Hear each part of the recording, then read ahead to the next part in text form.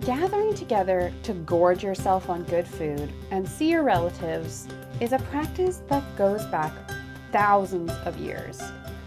From Neolithic hunter-gatherers in Iran, who are the first documented case of BYOB, bring your own boar, to newly found labyrinthine feasting grounds in Crete, and now Thanksgiving, Christmas, Hanukkah, and Eid al-Fitr dinners, feasts are more than just a meal. They are a powerful medium for social bonding, religious expression, and political symbolism. Ancient food and feasting practices can tell us a lot about how people lived, worshipped, and connected with each other. As we reach the beginning of the festive season and gather together with our families to continue this age-old tradition, join me today to travel back in time to uncover the sights, smells, flavors, and archaeology of some of the first ancient feasts. This video is sponsored by AncientCyprus.com. Cyprus, inhabited over 12,000 years ago in the pre-ceramic Neolithic period, boasts a long and complex archaeological history. AncientCyprus.com is dedicated to fostering interest in Cypriot and Levantine archaeology and supporting archaeology communication. Their work encompasses a diverse array of projects, from developing articles on topics like early Bronze Age pottery to producing 2 billion pixel surface scans of ancient objects and creating extremely high-res 3D models of archaeological ceramics that allow for detailed inspection of surface damage. The organization's goal is to document the entirety of Cypriot and broader Levantine archaeology and material culture. In sponsoring this video, all they want you to do is check out their website, which is linked in the description of this video. So head there after this to learn more about ancient Cyprus. All right, everyone, let's dig in.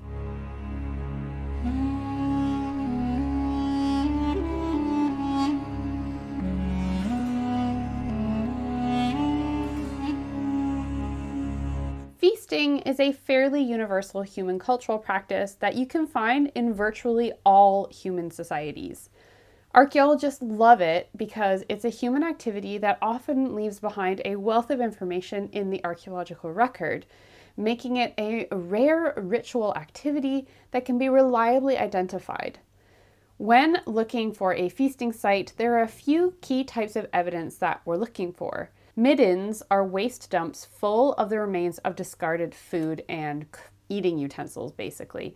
Usually the kind of food we're looking for are butchered animal bones, and then also the remains and probably pieces of ceramic vessels that are used for cooking and consuming said food. Because ceramic pots are porous, when they are used for cooking, some of the food molecules will seep into the fabric of the ceramic and are then preserved there, meaning that in modern day, we can actually chemically analyze pottery fragments to extract these trace food residues and identify them so that it tells us what people were eating. Another key feature are hearths containing the ash and burnt food remains from the cooking fires. One of the key food remains that we look for are charred nuts and cereal grains, which are ideal for radiocarbon dating. We're also looking to try and find the toilets, which are sometimes also in the middens.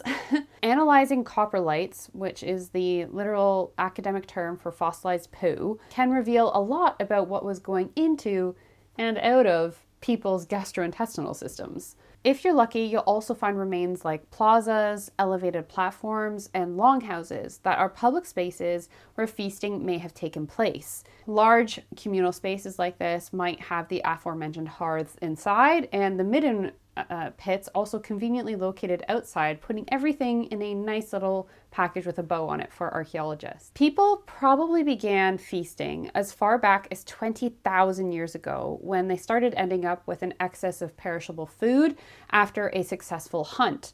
But it wasn't something that we consider a common occurrence until the early Neolithic period. The earliest known evidence that we found for feasting so far is in the 12,000-year-old Hilazon Tachet cave site in Israel. There, within an oval burial structure, the skeleton of a 45-year-old woman was found surrounded by 50 complete tortoise shells and the bones of a wild boar, an eagle, a cow, a leopard, and 2 martens, as well as a complete human foot which did not belong to her, so she had someone's random foot in her grave. Above her burial layer was a rich fill of trash or midden deposit that the excavators think is strong evidence for a funeral feast that accompanied this woman's burial. A second structure in the cave was also filled with animal bones and lithic debris and was most likely built alongside the first structure to serve as a place to bury more remains from the ritual feast. Around 1,000 years later in Iran, archaeological work has shown that feasting had an important role in building social bonds between distant hunter-gatherer communities. This work focused on the remains of a site called Asyab in the Zagros Mountains. At this site, the butchered remains of 19 wild boars were found packed neatly together and sealed inside a pit within a communal building. This raised flags because wild boars might appear in animal iconography in this area, but they were not the most commonly hunted animal in the region at this time. To try and gain some insight as to what they might be doing there, the researchers examined the microscopic growth patterns and chemical signatures inside the tooth enamel of 5 of the boars to track their daily patterns of development and changes in their dietary intake of certain chemical elements. This process basically allows them to be able to trace what the boars drank and ate and the different chemical levels within that. And then using that, they can then determine where the boars lived geographically. The results here found that at least some of the boars had been brought from a site at least 70 kilometers away. As they very rarely venture more than 20 kilometers from their home range, this implies that they were transported to Asyab over difficult mountainous terrain with an enormous amount of effort. Additionally, the use of wild boar, known for their ferocious and dangerous behavior, to provision such feasts is also striking and a possible indication of the high status these animals held in the early symbolism and art of the early Neolithic. This is not only the first documented case of BYOB, bring your own boar, but it also helps to deepen our understanding of the effort invested by participating pre-agricultural communities in celebrating social connectivity across the wider landscape. Eventually, feasting began to become a more regular occurrence, coinciding rather neatly with the advent of farming and the development of permanent settlements. Some archaeologists even argue that feasting was actually a key ingredient in the transition from hunter-gatherer to farming societies. Feasts began to mark culturally significant days or events like the harvest and the midwinter or midsummer solstices. As communities settled, their feasting grounds became more permanent and took on extra significance. Our third prehistoric feasting site that we're visiting today is a great example of this and is one that you've probably heard of, Gobekli Tepe. This site has fascinated archaeologists and the wider world for decades. It was founded around 11,000 years ago during the pre-pottery Neolithic A period, or PPNA if you're cool, right as the agricultural revolution was kicking off. The site consists of monumental round to oval buildings erected in an earlier phase and smaller rectangular buildings built around them in a partially contemporary and later phase. The construction of this monumental architecture and other similar sites in its vicinity would have required a workforce of hundreds. However, the exact purpose and function behind the site has been hotly debated. Was it a ritual center? Was it a settlement? One of the few things that we actually have been able to say about it is that people gathered here and ate in pretty large quantities, aka they feasted here. Tens of thousands of butchered animal bones from aurochs, deer, gazelle, pigs, and geese have been found at Gobekli Tepe. A plethora of food processing tools has also been found, including grinding slabs and bowls, handstones, pestles, and mortars. In 2019, a group of scholars analyzed more than 7,000 of these artifacts, whose presence in such a large quantity appears to be too high for the simple daily use. The analysis showed that the people at Gobekli Tepe produced standardized and efficient grinding tools, most of which have been used for the processing of cereal grains. Additional phytolith analysis confirmed the massive presence of cereals at the site. Where the tools were found highlighted a clear link between plant food preparation, the rectangular buildings, and the presence of working areas for food production on the terraces that the structures lie on, which surround the circular buildings. The evidence of extensive plant food processing and the zooarchaeological data hint at large-scale hunting between midsummer and autumn. As no large storage facilities have been found at the site as of yet, the researchers think this means that the food was prepared for immediate use and means that seasonal peaks in activity at the site are evidence for the organization of large work feasts centered around the building of the site's monumental structures. Klaus Schmidt, the German archaeologist who led the excavations at Gobekli Tepe for 18 years, thought that the amount of food needed for such work feasts could have been a contributing factor in the search for more reliable food sources and ultimately domestication and the adoption of agriculture. So the next time you get together with your family to eat a table full of food and someone is asking you to do the dishes, be thankful they're not asking you to build a bunch of giant stone pillars. Around 5,000 years ago on the island of Crete, it would seem the Minoans liked to do their feasting in, where else but a labyrinth. Perhaps this is the origin of the myth of the Minotaur? At Papura Hill in Crete, just outside the island's capital of Heraklion, archaeologists have uncovered a circular structure that seems to have been the site of ancient feast celebrations. Found during works in 2024 to install a new radar for the airport, the structure is a whopping 48 meters in diameter.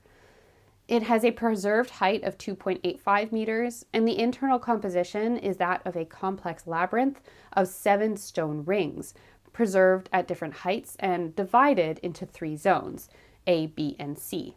Zone A encompasses the central core, which is a circular room bounded by 2 adjacent rings that is accessed through a monumental entrance on the west.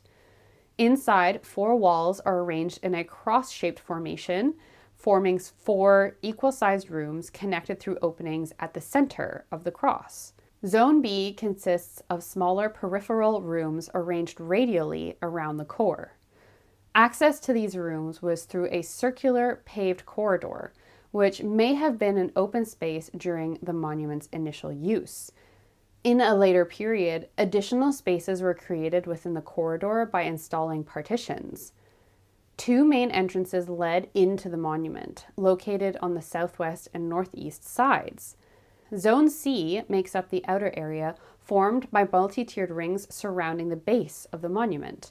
The use of the structure has been preliminarily dated to between 3000 and 1700 BCE, meaning that the Minoans began building it before any of their more famous palaces like Knossos. The finds from inside consist primarily of ceramics found in all of the rooms of Zone A and B. Most of the ceramics were used for cooking and eating, and less commonly for storage. Also found were lamps, numerous miniature vessels, jugs, and cups, a ceremonial vessel in the shape of a bird, stone tools, and 2 pendant beads and seashells. The presence of ceramics from the later Archaic period, also associated with the practice of feasting, suggests that whatever ritual practices were happening here kept on going into historical times. The final report for Papura Hill hasn't been published yet, but I'm sure there is much more exciting information about ancient Minoan feasts to come from here. I also want to note that despite its clear historical significance, it would seem that after initially saying they would relocate the intended radar to help preserve the monument and its landscape, the Greek ministry has changed its mind. It issued a decision in summer 2025 to simply move the bulky navigation system structures a mere 35 meters away to either side of the labyrinth, instead of onto another site as promised, and government documents indicate that they didn't even try to find another spot. The Association of Greek Archaeologists, the local municipality and residents, and Minoan archaeology experts from around the world are fighting to overturn this decision and for the preservation and protection of the monument and Papura Hill. If you want to support their efforts, please head to the link in the description and sign the petition to save it. Speaking of stone feasting monuments, we can't leave out Stonehenge and the landscape around it in England. Stonehenge was built around 4,500 years ago, and the people who did this didn't actually stay at the site permanently, but actually lived 3 kilometers away at the site of Durrington Walls. It's here that the remains of 5 houses were found, surrounded by a large midden that contained a massive quantity of animal bone, pottery, and worked flint. It was very well preserved and seemed to have been covered over quickly, indicating that a lot of material must have been put into it during each use.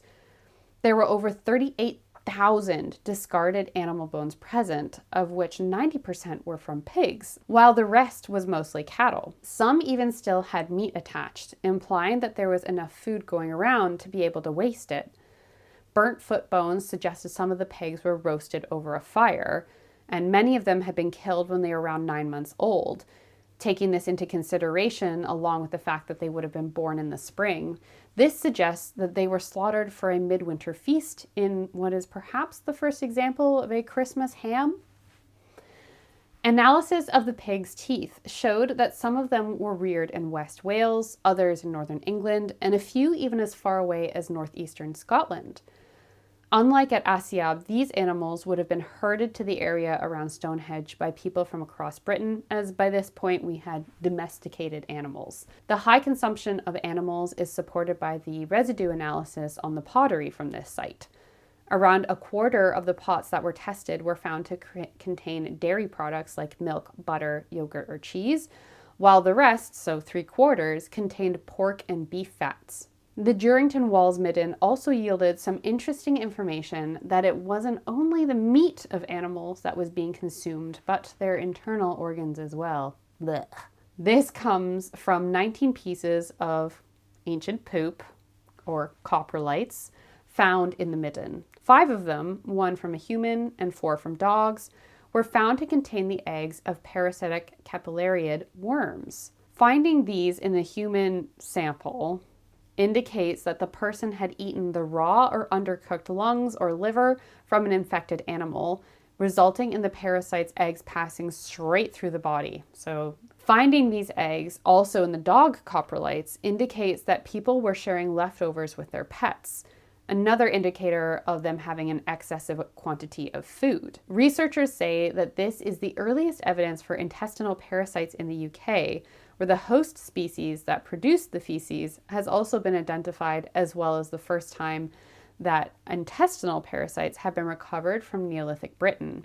The feasting evidence at Durrington Walls and the alignment of the megaliths at Stonehenge suggests that midwinter was an important time of year for both locations, and that people gathered there in great numbers to conduct ceremonies at the Great Stone Monument and then feast together afterward at the settlement.